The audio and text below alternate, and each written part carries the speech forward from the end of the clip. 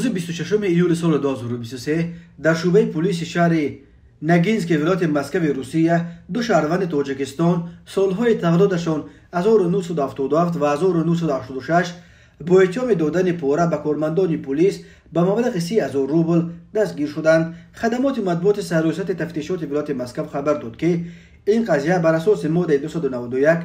قسم 4 بند کودکس جنایی روسیه با اتهام کوشش دادن پاره به منصبداران دولتی از سوی گروه شخصان در اساس مصلحت پیشکی تحقیق می شود. خود دستگیر شدگان و یا نزدیکان آنها برای شرح قضیه دسترس نیستند، ولی بنا به فرضیه تفتیشات آنها روز 26 ایول در شعبه پلیس نگینسک به کارمندان پلیس به صفت پاره 30,000 روبل پیشنهاد کرده از او خواستند به ضد 4 شهروند تاجیکستان برای ویران کردن قاعده های بود و باش و قانون مهاجرت روسیه پروتکل های مأموری ترتیب ندهند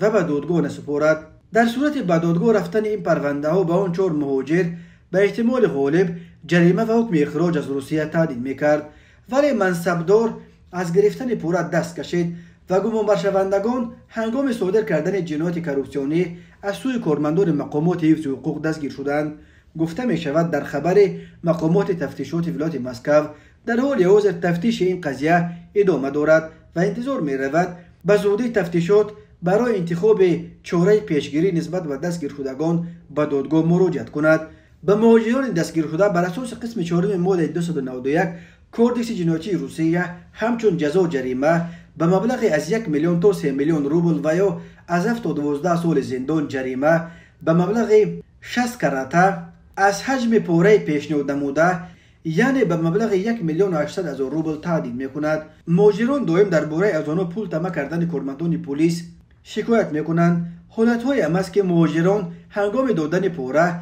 به کارمندان مقامات حفظ حقوق روسیه به دست می‌یافتند، ولی حامیان حقوق میگویند چون این حالت‌ها انگشت شمار بوده اکثرش وقتی رخ می‌گیرد که مقامات باید درباره نتیجه کار خود در راه مبارزه با کروپسیا و پاره‌خوری حسابات بدهند.